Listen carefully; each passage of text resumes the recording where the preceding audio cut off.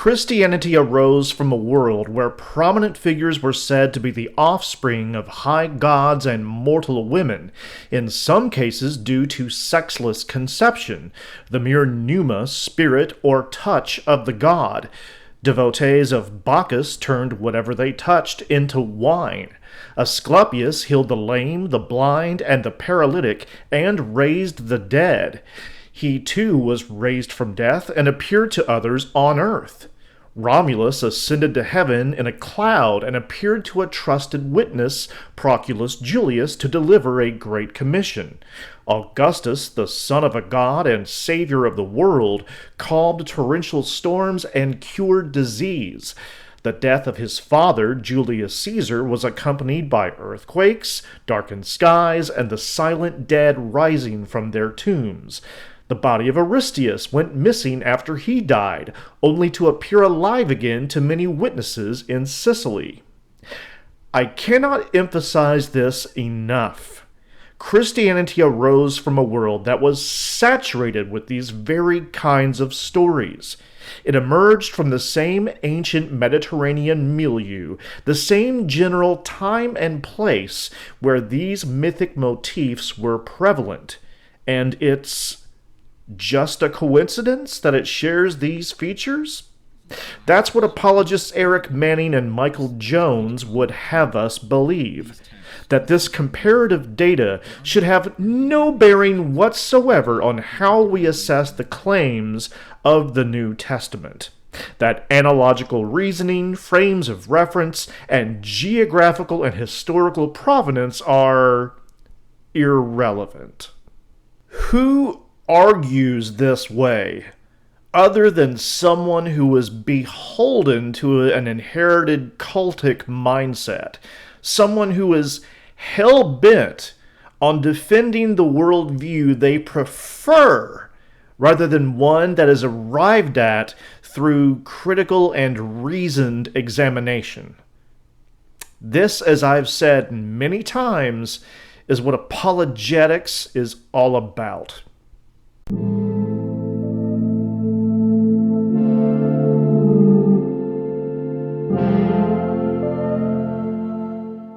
So we're going to go through the highlights of apologists Eric Manning and Michael Jones' recent discussion with Derek Lambert on Testify. The link to the original discussion will be included in the description, where you can see the full discussion along with Derek's responses. Derek, as you'll see, is far nicer and more patient than I am, which is why I leave these discussions to him, because, frankly, I couldn't stomach this bullshit myself. Without further ado... I would say that I think it's impossible for humans to be computers in that regards. You just reason machines. There is a spectrum, though. Like, there are more analytical thinkers and there are more emotional thinkers. Like in sociology, they'll classify different types of intelligence, like analytical intelligence versus emotional intelligence. And believers tend to have more emotional intelligence, and atheists tend to have more analytical intelligence. Given that all of this requires an analytical approach, that was a mouthful right there. And so some people do gravitate more towards the analytical side, but I do think it's absolutely impossible for anyone to choose a belief without some sort of emotions involved. Just like I think it's impossible for people to choose beliefs purely on emotion. I don't think it's either or. I think we all choose our beliefs, and then when we pick them, even if it's something little. We choose our beliefs? There's another mouthful there. I don't choose to be an atheist any more than I choose my blood type or my butthole's circumference. The sheer lack of evidence for any czar of the heavens is what it is. My personal preferences be damned.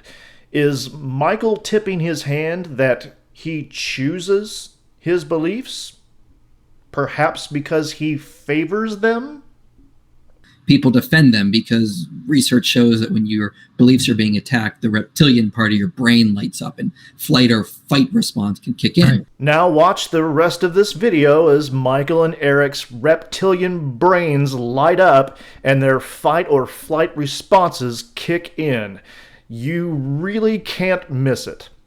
So this kind of comes back up to the thing you said in the video. If it looks like a duck, if it walks like a duck, it's probably a duck. And every time I hear that, I don't know where you're coming from, because I mean, we Christians could do the same type of argument. We could easily. I mean, the consensus of scholars is the Gospels are Greco-Roman biographies, lives, and scholars agree, from people like, for example, Richard Burridge's massive book, that biographies were written as an aim to be historical, to just say, to try to find out what the actual facts around the person were. So I could say, well, if they're Greco-Roman biographies, therefore they're history, because if it looks like a duck, it walks like a duck, it's got to be history.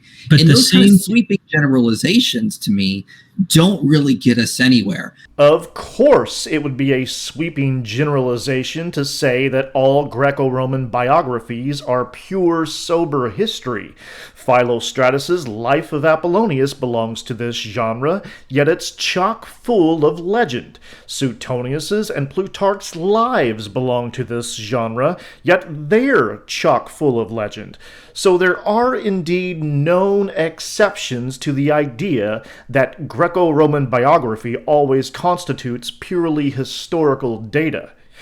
When it comes to mythic motifs in the ancient world, what are the known exceptions agreed to by practically everyone that bar us from deeming all such phenomena as likely legendary?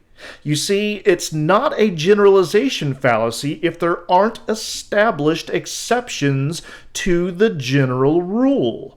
So, what are the exceptions here, guys? If you only find them in your religious traditions, then I'd say it's pretty obvious what's going on here. I'm not saying that proves they're historical. This is my point here. What I'm trying to say is, like, if we make these sort of sweeping generalizations, I could just say they're historical because they're biographies. Let's move on. Kind of like what you're saying, like, well, there's mythic elements. I can compare it to Romulus. Mythic elements. Let's move on. And I see, like, would we really do this in other areas? Yes.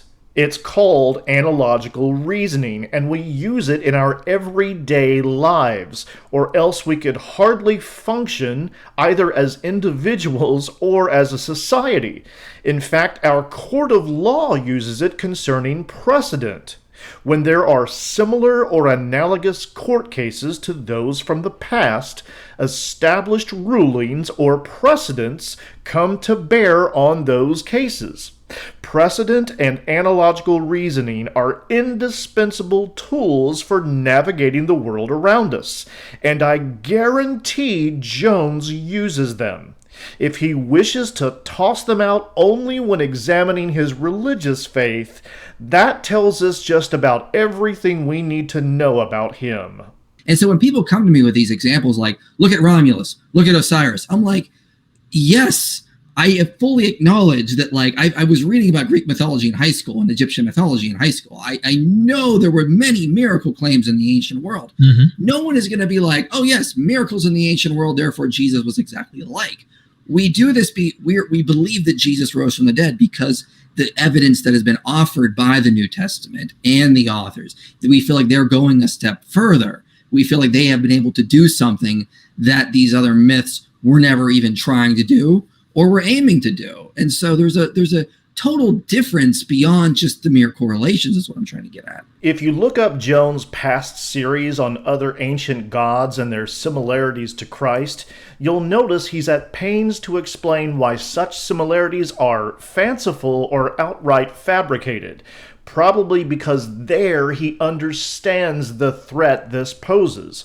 Now we're switching gears and saying, okay, but in the case of Jesus, we have overriding evidence. What is that evidence? Thankfully or not, Eric Manning will soon explain. So there's criteria that we can look at and kind of filter out miracle claims before we even investigate them, because nobody wants to waste their time hearing after every stupid miracle claim out there, because there's a lot of them, and who has time to look at all of them? But we don't want to just dismiss all of them because, they look like a duck and quack like a duck and smell like a duck and lay eggs or whatever. Anyway, but the point is we can filter them out. So with the thing with Augustus, okay, who's going to get persecuted and killed for saying that he rose from the dead or had an apotheosis or was born of a virgin or something like that? I mean, I know it's not a virgin birth, but he had a miraculous birth or whatever. Well, nobody. So early Christians were persecuted and killed. Whoopee! So were early Mormons. So were early Muslims. And yet I don't hear Manning applying this filter to the miracles proclaimed by Islam or Mormonism. Funny that. And some of the criteria are like distance, right? So if somebody says, well, such and such miracle happened, like the Apollonius, right, of Tyana. Well, a lot of the miracles that Philostratus was claiming about his miracles, and Bart Ehrman likes to use this objection, Jesus isn't special. Look at Apollonius, okay? Well, the miracles that Apollonius supposedly were doing were like in India and like in all of these other countries far, far away, right?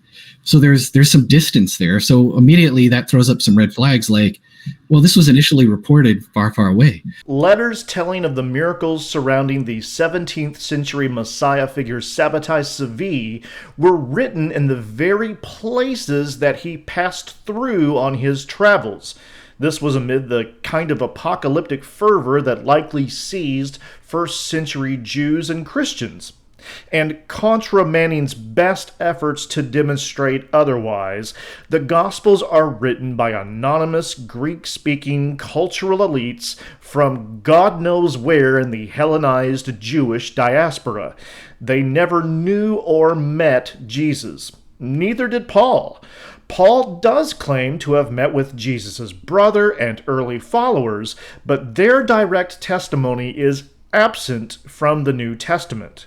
Not a single voice in the New Testament is from anyone that we can establish as having known Jesus or having been present for his crucifixion. So much for close distance.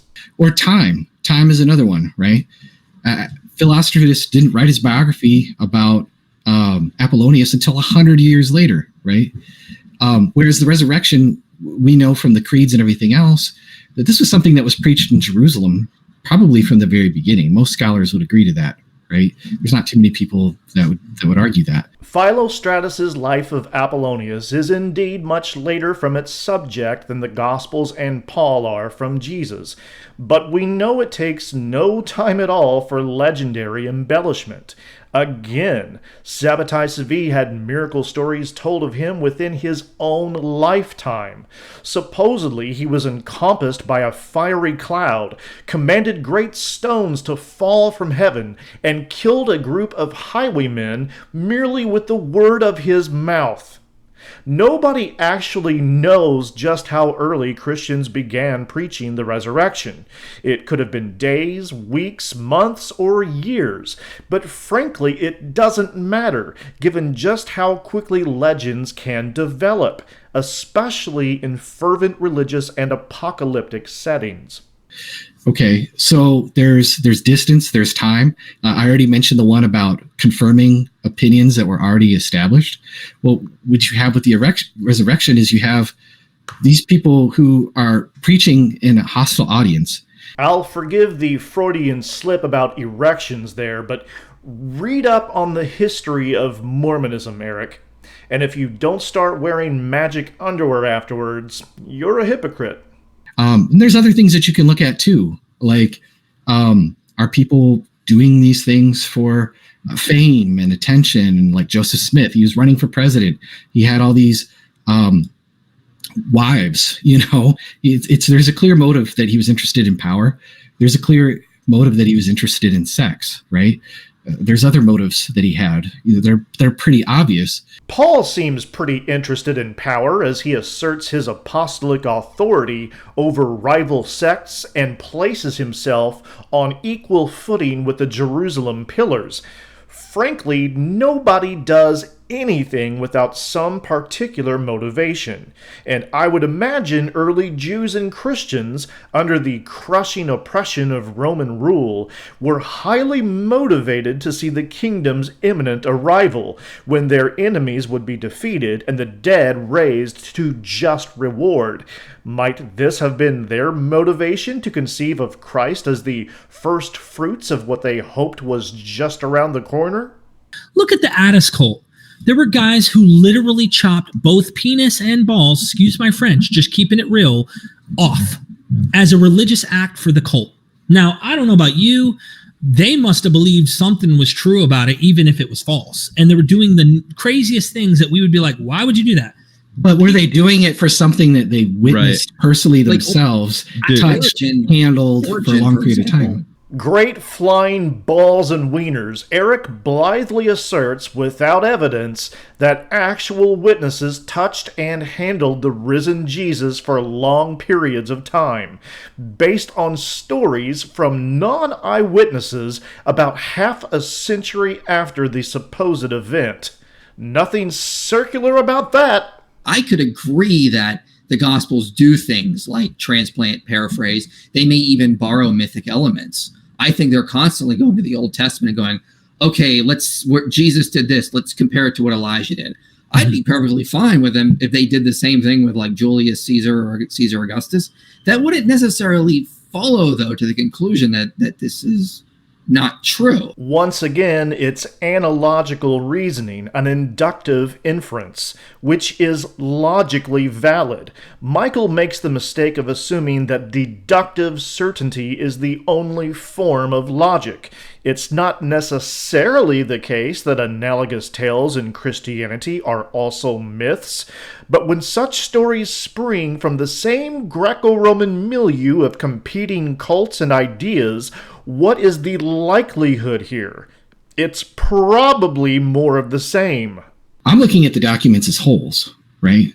And so if I'm seeing multiple different ways that the Gospels are confirmed as being historical, if somebody over and over again is honest with me, I'm going to begin to trust them, right? Here and elsewhere, Eric takes refuge in geographical and historical accuracy in various portions of the Gospels.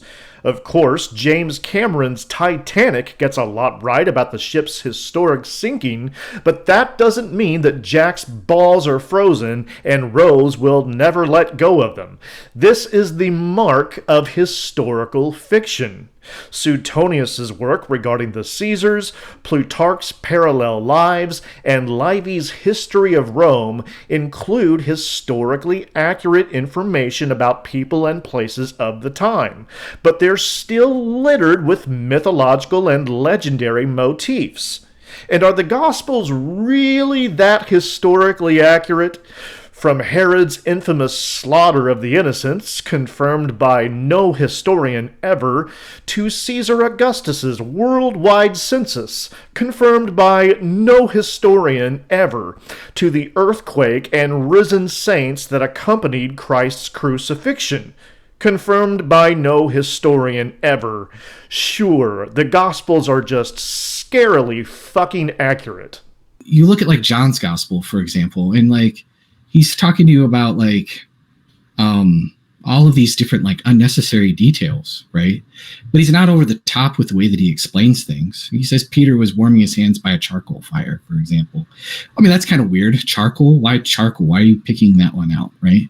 That's just one example, okay? Don't take that and run with it because you could go wild with it. Thanks, I will go wild with it. We reached the Aeolian island next, the home of Aeolus, Hippotas' son, beloved by the gods who never die. A great floating island it was, and round it all huge ramparts rise of indestructible bronze, and sheer rock cliffs shoot up from sea to sky. That's a lot of rich detail.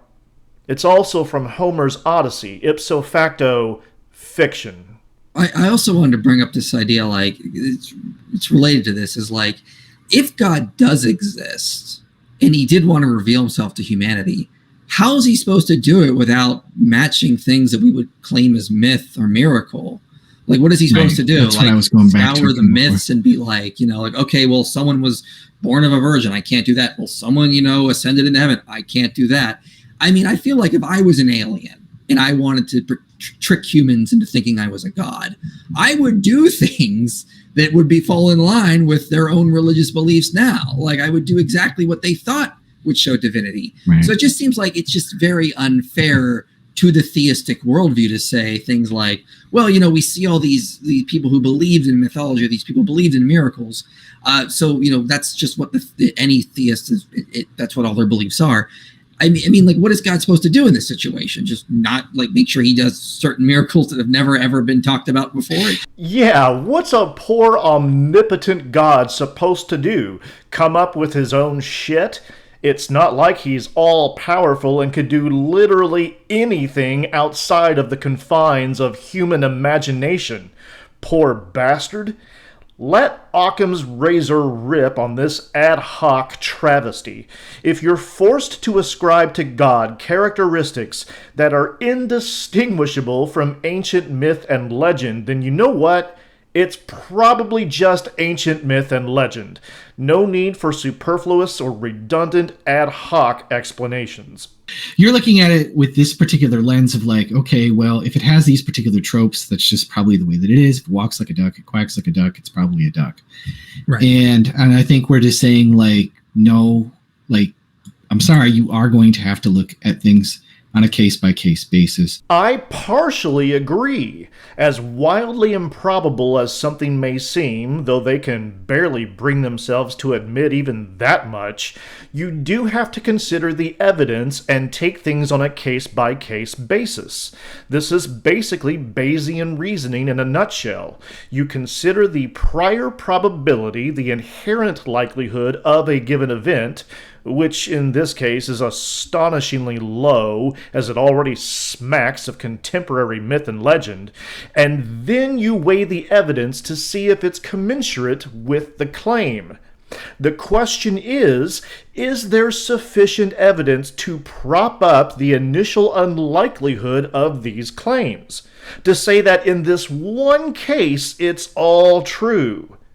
No!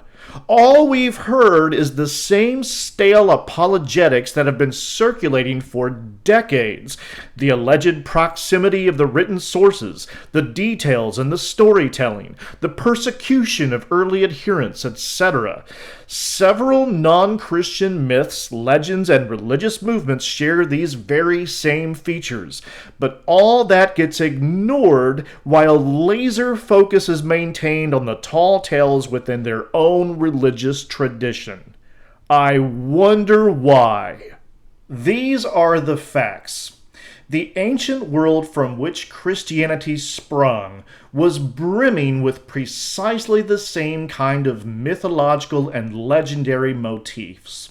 Miraculous births, healing miracles, power over the wind and seas, resurrection, apotheosis, ascension to heaven, disappearing bodies that marked the event, appearances to witnesses, and so on. Not one special exemption foisted by Jones or Manning stands up to careful scrutiny. Legends develop rapidly. People near the purported events undergo persecution and death for demonstrably false beliefs. Ancient fiction included rich detail, and even historians of the time were prone to fanciful tales. Legendary material could include historically accurate data. These apologists protest that this isn't special pleading, and that they're no more biased than the rest of us. But over and over again, their warped logic and preferential treatment of their own religious traditions betray them. I don't mean to say that they are bad people or deliberate liars, but there's an underlying intellectual dishonesty that guides their approach to all of this.